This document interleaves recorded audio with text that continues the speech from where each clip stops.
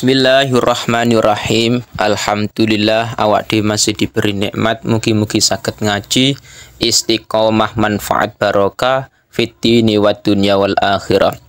Bismillahirrahmanirrahim. Qauluhu wa man la yaskutu bihali khamsatin.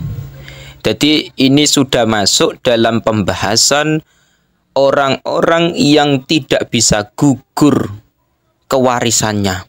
Artinya apa? Ketika ada orang-orang 5 ini, maka dia tidak bisa gugur hak warisnya. Dengan sebab apapun tidak bisa gugur.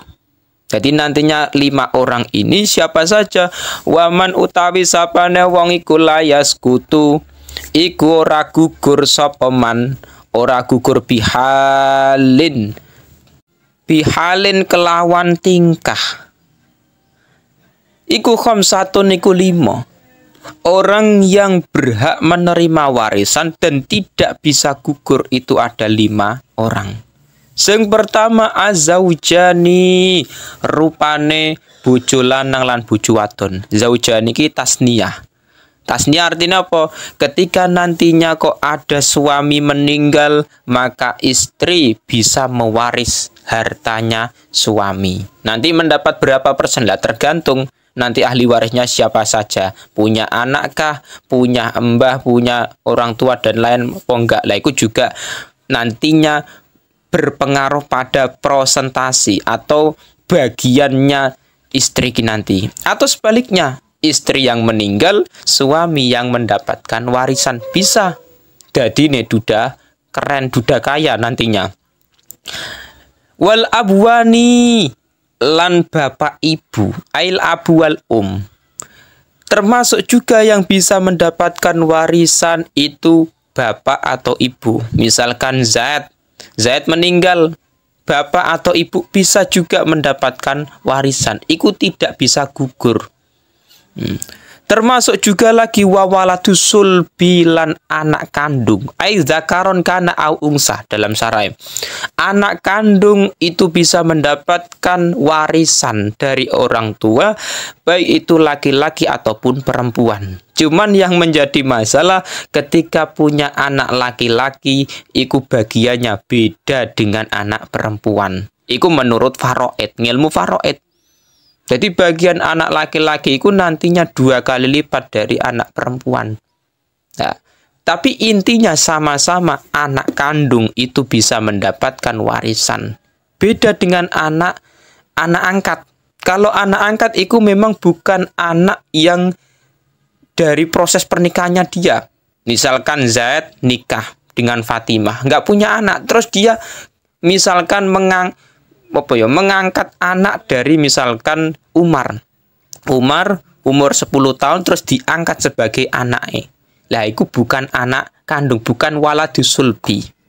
Yang termasuk waladus sulbi anak kandung itu memang kalau memang dia memang nasabnya bernasab pada Zaid mau misalkan.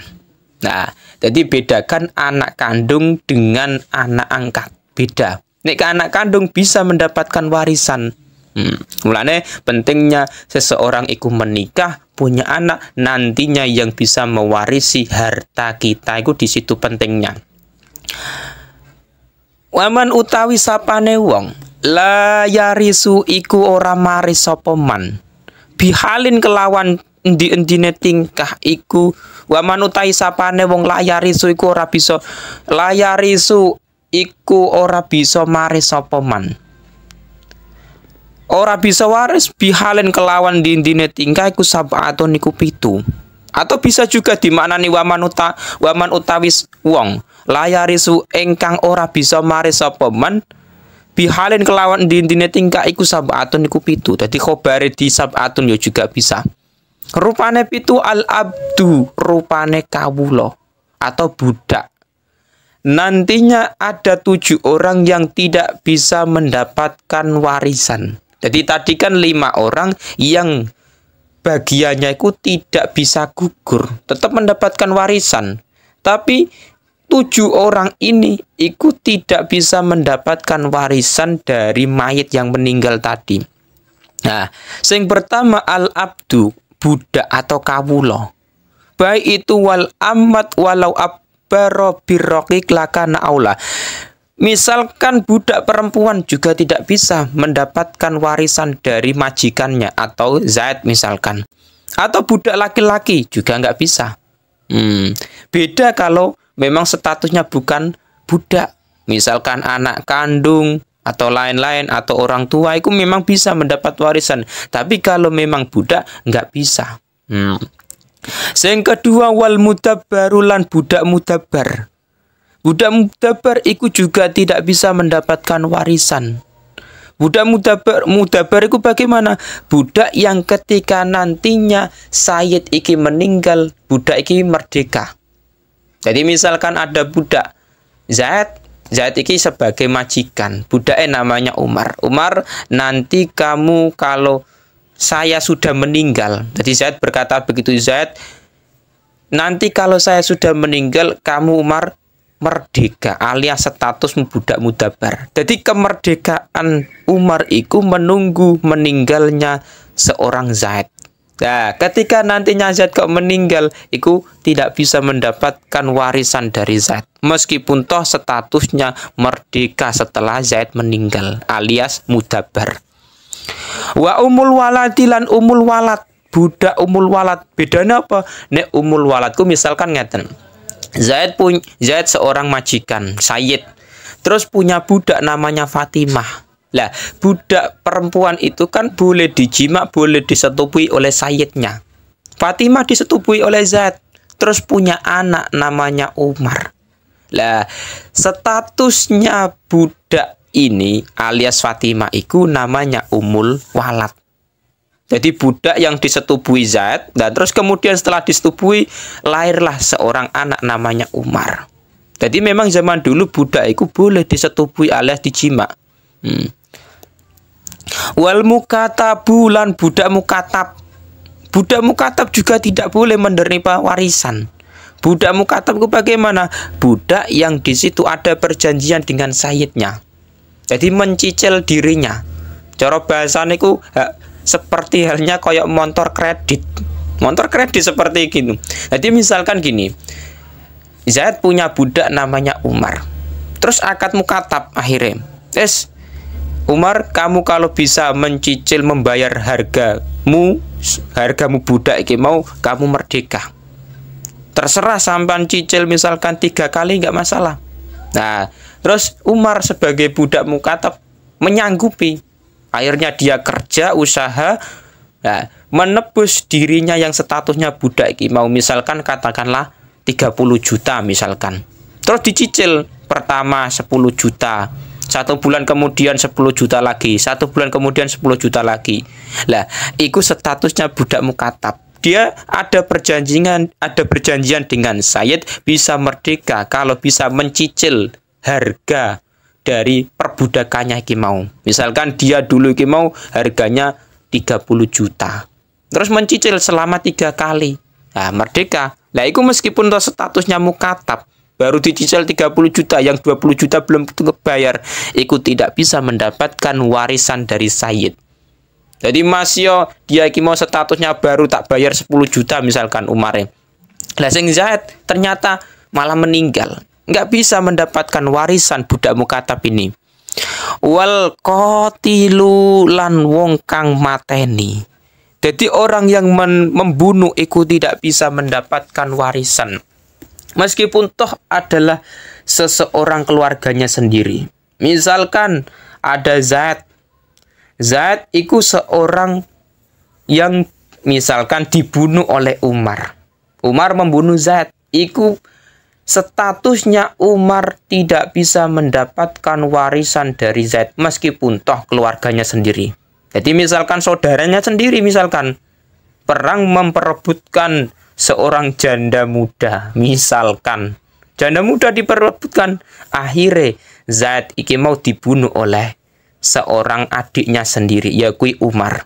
Maka Umar status adiknya tidak bisa mendapatkan warisan dari Zaid.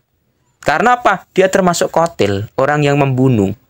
Jadi mulane orang yang membunuh itu tidak bisa mendapatkan waris, baik itu dari keluarga sendiri ataupun dari orang lain. Dari keluarganya sendiri aja nggak bisa mendapatkan warisan, apalagi dari pihak orang lain. Wal murtadu lan wong murtad. Murtad ki apa? Keluar dari Islam. Jadi keluar dari Islam itu tidak bisa mendapatkan warisan. Misalkan ada Zaid, misalkan Zaid Islam, terus dia iki mau punya cucu, misalkan cucu laki-laki yang aslinya itu cucu iki misalkan mendapatkan bagian 5 juta misalkan warisannya. Tapi karena cucu ini ternyata dia iki mau murtad alias keluar dari Islam, mengikuti agama pacare misalkan. Agama pacariku mendapatkan Kristen. Ternyata statusnya cucu Zaid iki tidak bisa mendapatkan warisan dari Zaid. Karena apa? Statusnya murtad, keluar dari Islam. Jadi ketika nantinya di dalam kekeluargaan yang aslinya itu bisa mendapatkan warisan, tapi dia kok berpindah agama menjadi murtad, naudzubillah, itu tidak bisa mendapatkan warisan dari mayit. Wa ahlu millataini lan ahli agama loro.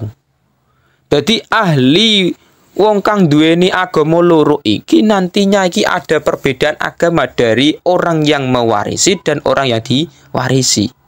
Mulane dalam sarai fala yarisu muslimun min kafirin wa walaksu wa yarisu al kafir lil al kafir. Jadi ngeten. Ketika nantinya seorang yang diwarisi beda agama dengan orang yang mewarisi. Misalkan Zaid meninggal agamanya Kristen. Lah, status anaknya, misalkan Umar, anaknya namanya Umar. Iku agamanya beda. Malah anaknya Islam, bapak malah Kristen. Iku tidak bisa mendapatkan warisan. Meskipun toh anaknya sendiri. Karena apa? Antara mayit dengan anaknya yukui orang yang mewarisi tidak satu agama Islam. Atau tidak satu agama kafir. Jadi beda agama itu juga menghalang-halangi seseorang mendapatkan warisan. Atau sebaliknya, misalkan mayit atau Zaid iki agamane Islam, anake agamane non-Islam, Buddha atau Kristen, itu juga tidak bisa mendapatkan warisan. Dan terus bagaimana? Harus sama-sama Islam atau sama-sama kafir itu bisa mendapatkan warisan. Jadi ngeten, ketika mayit yang meninggal itu kok Islam, maka orang yang mewarisi harus Islam. Itu catatan pertama. Jadi misalkan Zaid iku Islam, meninggal, punya anak Umar, ya kudune Umar bisa mendapatkan warisan, iku dia statusnya Islam. Nek ora Islam nggak bisa mendapatkan warisan. Tapi catatan kedua lagi, ketika nantinya kok orang yang diwarisi tidak Islam, maka orang yang mewarisi bisa mendapatkan warisan ketika sama-sama tidak Islam. Misalkan Zaid statusnya Kristen, Umar sebagai anak kok agamanya Kristen, itu bisa mendapatkan warisan. Jadi sesama kafir bisa mewarisi atau sesama Islam bisa mewarisi. Yang tidak boleh itu beda agama. Islam diwarisi oleh non-Islam. Itu masalah nanti. Atau sebaliknya. Jadi kalau memang Zaid itu meninggal statusnya bukan agama Islam alias orang kafir, maka orang yang mewarisi itu tidak Islam, tapi orang kafir, sesama kafir. Tapi kalau Zaid itu orang Islam, kok meninggal, maka yang mewarisi harus Islam, tidak boleh kafir. Nah, maksudnya tidak berbeda dalam segi agamane. Jadi dalam dunia waris atau faraid itu memang ada orang-orang yang tidak bisa gugur bagiannya. Juga ada 5 tadi. Ada juga bagian orang-orang yang bisa gugur. Macam-macam. Ada juga orang yang memang di situ tidak bisa mendapatkan warisan sama sekali. Ya gue statusnya budak. Sayyid meninggal, maka budak tidak bisa mewarisi. Atau orang yang membunuh. Jadi catatan-catatan di masyarakat ini penting. Akrobul asobati utawi luweh parke piro-piro ahli waris asobah iku al ibnu iku anak lanang. Jadi dalam faraid sendiri iku kita mengenal yang namanya asobah. Asobah iku seseorang yang tidak mendapat kadar bagian secara tentu. Jadi nanti dalam warisan dalam faraidku ada yang mendapatkan setengah dari harta mayit bisa, 1/4 bisa, 1/3 bisa, tapi juga ada yang namanya asobah. Bagiannya juga nggak pasti loh. Nek 1/2 kan kepenak, gampang. Misalkan harta mayit 100 juta, dia mendapat 50 juta. Misalkan kok 1/4 kan gampang, harta mayit 100 juta tinggal dibagi 1/4 berarti 25 juta. Tapi kalau asobah nggak pasti, bisa juga 1/3 ya bisa, 1/2 ya bisa, atau 2/3 ya bisa. Jadi tergantung nanti asobahnya itu siapa. Sing pertama al ibnu, anak lanang. Jadi anak laki-laki itu nantinya mendapat asobah. Bagiannya juga nggak pasti, apakah mendapatkan 25 juta atau 50 juta ataupun setengah dari harta mayit atau 1/3, belum pasti. Nah, itu namanya asobah. Jadi nantinya dibagi, terakhir adalah asobah. Sing kedua sumabduhu, mongko kari-kari anak lanange anak lanang. Jadi cucu laki-laki dari anak laki-laki. Misalkan yang meninggal Zaid punya anak Umar, punya anak laki-laki lagi Umar, ya kui misalkan Hasan. Jadi Hasan itu anak dari Umar, Hasan itu cucu dari Zaid mayit kimau. Nah, itu juga bisa masuk dalam asobah. Sing ketiga sumal abu, mongko kari-kari bapak. Bapak juga masuk dalam asobah. Jadi bagian waris bapak nantinya itu belum tentu apakah mendapat 1/2 atau 1/3 atau 1/4, belum pasti. Yang penting bagiannya adalah asobah. Sumabuhu mongko keri-keri bapake mbah atau kakek iku masuk dalam asobah. Kakek dari jalur bapak. Jadi misalkan Zaid punya bapak, lah terus punya bapak lagi alias mbah atau kakek, itu masuk dalam asobah. Sing keempat, sing kelima sumal akhu, mongko kari-kari dulur lanang lil abi krana tunggal bapak wal umi lan tunggal ibu. Kemudian termasuk asobah lagi iku saudara laki-laki kandung. Maksudnya apa? Tunggal bapak, tunggal ibu. Jadi satu kandung. Ya itu juga masuk asobah nantinya. Tapi saudara laki-laki, nek saudara perempuan beda lagi. Sumal akhu mongko keri-keri. Sumal akhu mongko keri-keri dulur lanang lil abi. Kemudian masuk asobah lagi iku saudara laki-laki dari jalur bapak. Jadi misalkan Zaid punya bapak Yokwi Umar, berarti Umar ini bapaknya Zaid. Dari pernikahan Umar dengan Fatimah, itu punya anak yang namanya Zaid. Terus Umar iki bapaknya Zaid ini nikah lagi, misalkan dengan Zainab. Jadi ada 2 istri. Lah, itu nantinya pernikahan dengan Zainab atau istri kedua dari Umar ternyata punya anak lagi, misalkan Hasan.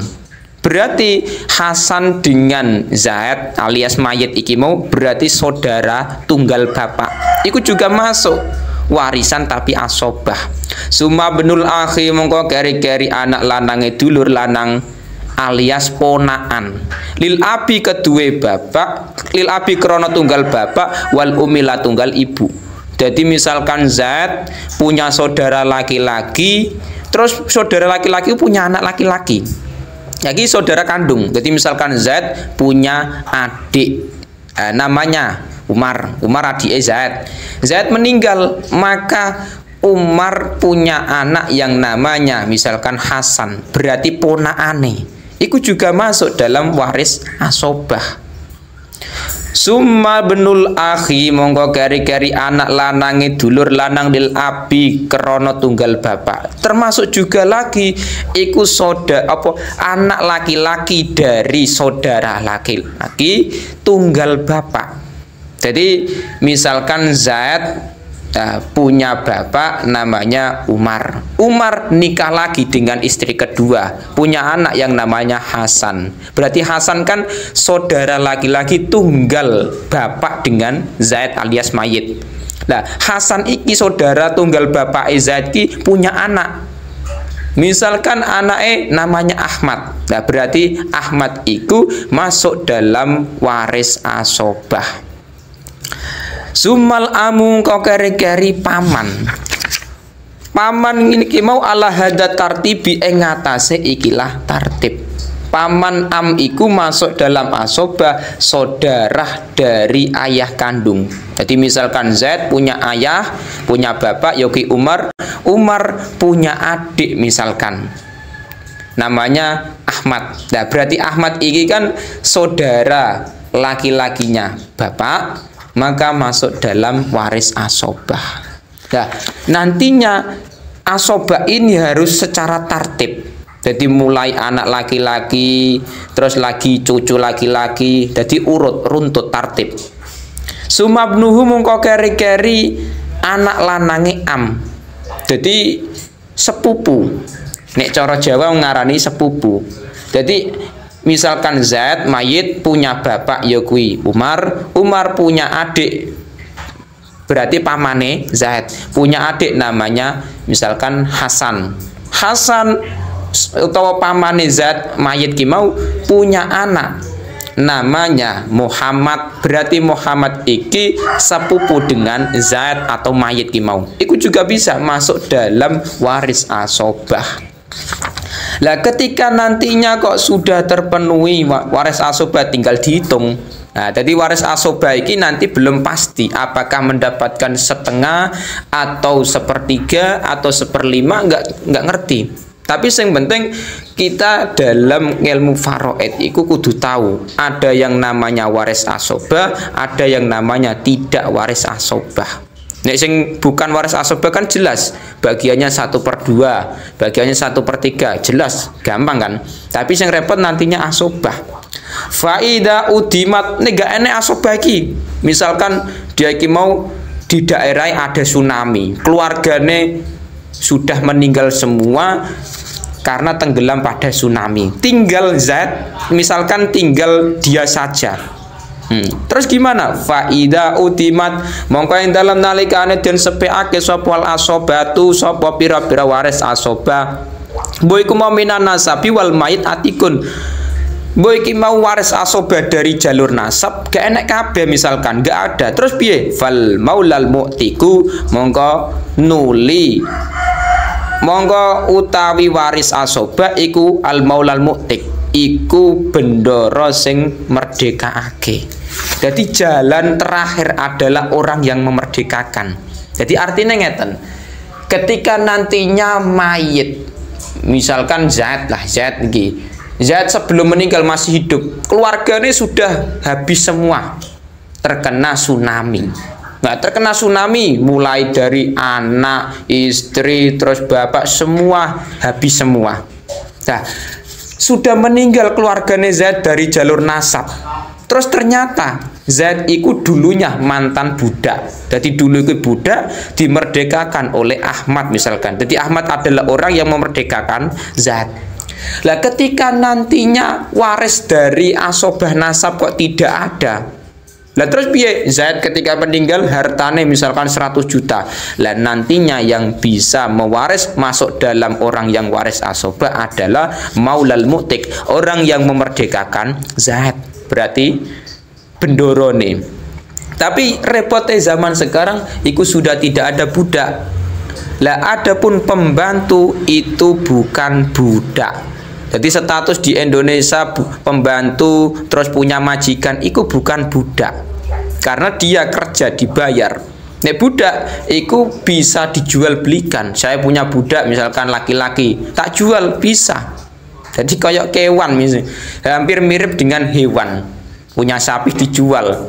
Dan budak iku ketika nantinya dijual, dipekerjakan, iku uangnya bisa untuk kanggo Sayyid. Misalkan saya punya budak namanya Z kerja, tak suruh kerja di pasar, nanti hasil dari kerjanya itu saya minta, iku boleh karena statusnya budak dan saya Sayyidnya. Nah, tapi di Indonesia pembantu tidak seperti itu. Pembantu malah kerja untuk majikan malah dibayar. Bedanya nek budak kan enggak. Budak kerja malah duitnya diminta oleh Sayyid. Tapi nek pembantu enggak. Malah pembantu kerja dengan majikan malah dibayar. Nah, itulah bedanya pembantu dengan budak zaman dulu. Jadi status pembantu bukan namanya budak. Jadi majikane itu nggak bisa mendapatkan warisan dari budak, dari pembantu. Misalkan Z adalah pembantu dari Ahmad. Jadi Z itu nantinya kalau dia meninggal, itu hartanya tidak bisa diwarisi oleh majikan alias Ahmad. Karena statusnya bukan budak. Nah, ini perlu tahu.